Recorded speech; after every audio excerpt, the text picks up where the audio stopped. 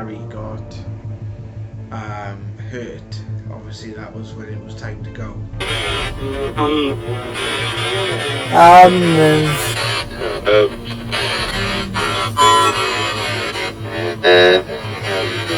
The place is it can be very dark and very neg and really powerful. Can't feel my legs. Since 2013, we have been given messages from the spirit world through psychic communication, dreams, and personal experiences, which have been validated through numerous paranormal sessions. My brother Jonathan and a group known as the Council of 12 have given us predictions, guidance, and information surrounding everything from ufology, spirituality to politics and ancient history, all of which we have investigated to the best of our ability. Throughout this quest, your contribution has been vital to our work. So if you find this video useful, subscribe to the channel, share it with your friends, join the conversation in the comment section below. You are the ones that help us along this journey. We are so grateful for everything you have given us. So join us on our quest into the cutting edge of research, and welcome to the Paranormal Now investigations. Castle Coch, or the Red Castle, sits in the Welsh town of Llangwynlais. The first castle to occupy the area was built by the Normans after their invasion of Britain in 1081. Basically, the castle was then abandoned, and it was then acquired by Gilbert de Clare in 1267. This stone version of the castle was probably destroyed in 1314 in a native Welsh rebellion. In 1760, it was acquired by John Stewart, the 3rd Earl of Bute. John Crichton Stewart, the 3rd Marquess of Bute, inherited the castle in 1848 and employed architect William Burgess to rebuild the castle, interior and exterior. Burgess died in 1881 before the interior was finished. So, Castle Coch, well, the grounds around Castle Coch, because you can't actually get into the big castle itself. It's like a fortress, and that would be classed as trespassing. But the grounds around Castle Coch you can actually get into. So, this is my first night really doing an investigation. I've done house cases before. I've done a few sort of clearances before. This was my first time hands-on, maybe with some equipment, hands-on in the location that was supposedly haunted. This was my first sort of bit of training then, I suppose, although I didn't view it like that at the time. I've taken a few people up there, had some crazy experiences.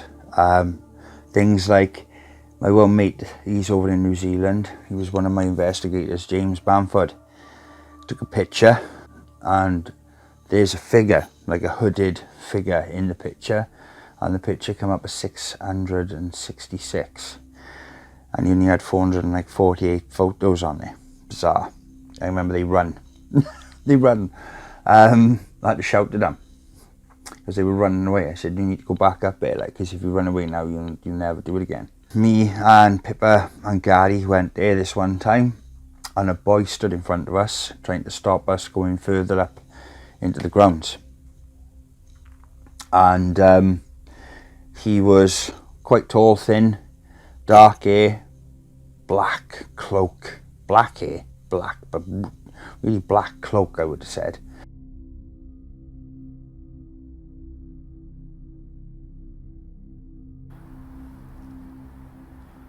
According to the spirits you spoke to last time, can you communicate with us tonight, please?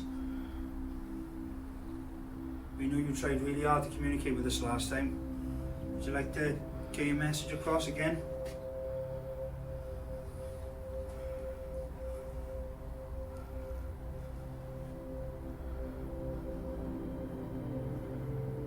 It's just drained my battery by half. Something's drained your battery. They're brand new. With that extra energy, can you tap the door? Make a noise?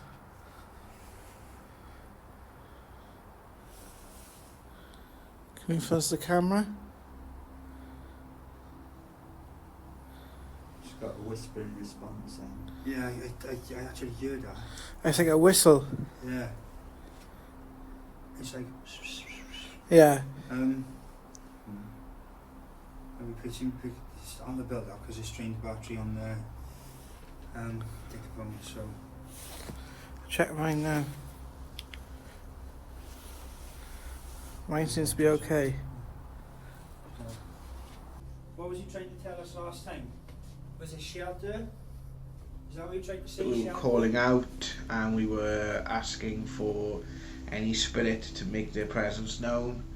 And to me, it was the night I got fascinated by the ghost box. It was the night that I had my first message from my brother. It sweeps through radio stations and it brings, they say a spirit's able to sort of manipulate the white noise to bring their voice through. But also there was another message, and this message was from I think it's the guy that Richard explained, and he talks about the unholy women. I don't think that's I don't think that's why you should go by, guys, honestly. Have you been singing these yourselves though? Oh, Dad. You bet.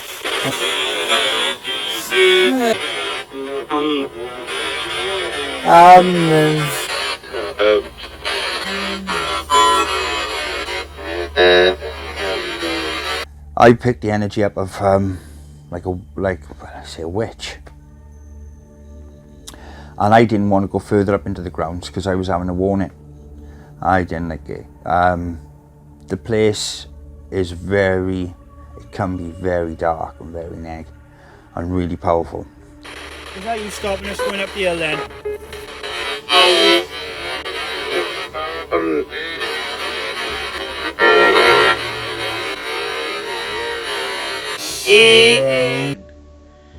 Now, we did feel a presence there, and I have had subsequent experiences in that area of Tongwyn Lights Woods and so surrounding areas to that. And I've had some really quite heavy experiences there. That night particularly, it was more about fascination for me. It was fascination with the ghost box, fascination with the equipment, fascination with the investigation process, and like some of the other investigators wanted to sort of go further into the woods. I wasn't very happy with that, but I did, and I think that was the right call, because when we did, though we couldn't understand what the ghost box was saying to us at the time, we did feel like it wasn't going to be good. And obviously when Gary got hurt, obviously that was when it was time to go, and that was a bit of a rude awakening, to be honest, because I had been affected by spirit before that, but never on that sort of scale, and did I actually realise that that was possible. So I was still kind of waking up, I guess, at this sort of point as to what, you can sometimes really be dealing with when it comes to the paranormal. Something tried to make us go there. There's something alright trying to make us go there. Is this bad? What's trying to get us up there?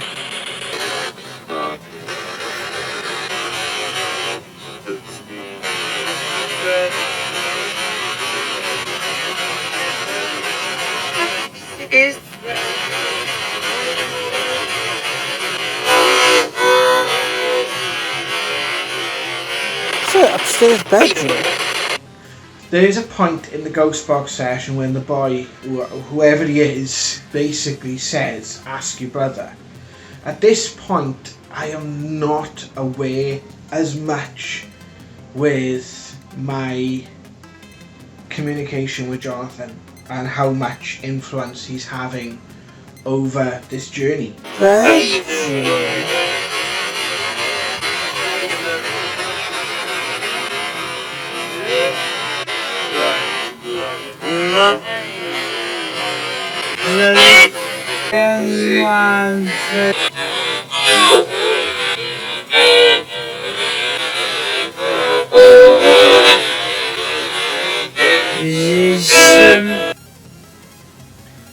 The greatest form of protection when you're doing the paranormal comes through love.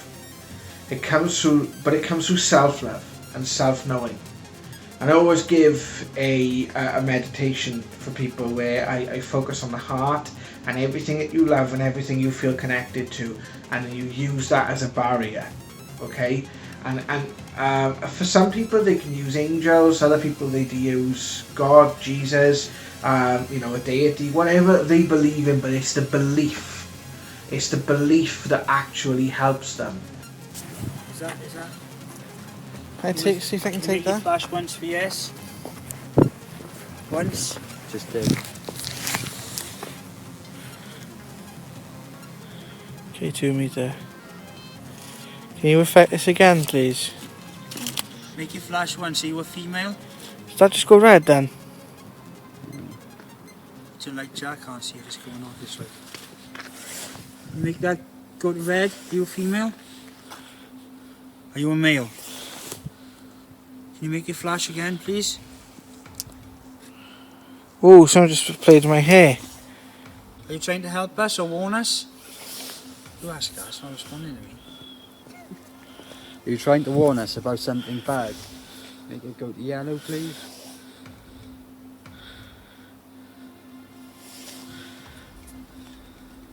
Do something trying to keep us here. Push the yellow, if you can, please. Jazzy wasn't himself that night, and they sort of wanted to push on, and I was adamant it wasn't going to happen. But I can remember walking down to the bottom, and this was crazy, and this kind of,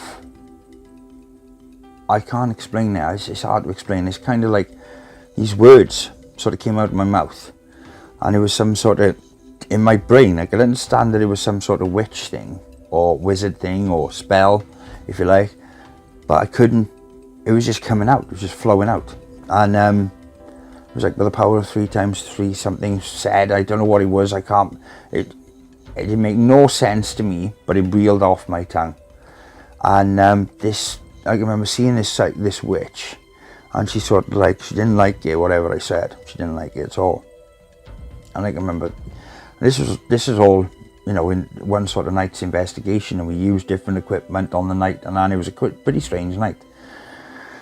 And I just seen her sort of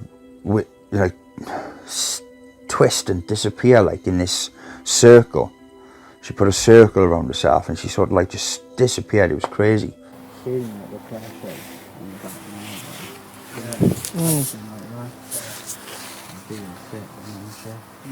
I'm feeling sick, I feel sick. I feel sick. It's like if someone was talking. Is this someone I was talking? Yeah, I can keep hearing it, Jack. That's all I keep hearing about is this chant. It's chanting. And I can see this image of these, they dancing around like. Okay. I had the creepiest thing in the world, and I heard an old lady say, I'll bind their bones or I'll grind their bones. I was concentrating on this, I say creature, I'll say, this witch, and she was saying pretty nasty things about one of the members of the team. And poor old Gary, love him, when he was investigating with me, if it was anybody was going to get scrammed or marked or attacked, it was always Gary. As you just said, you knew it. If something was going to happen like that, it was Gary who was going to cop for it. And Gary said, Rich, I've been punched. And I went, yeah, but. And I thought he meant, like, psychically type of thing, he felt the punch. No, he got slapped in the face, bless him. And is that why someone's poked you in the eye? I really don't feel good. Okay, do you want to go what's on the bottom of the hill with me? Yeah? You don't look good, Gary. I can't feel my legs. Come with me.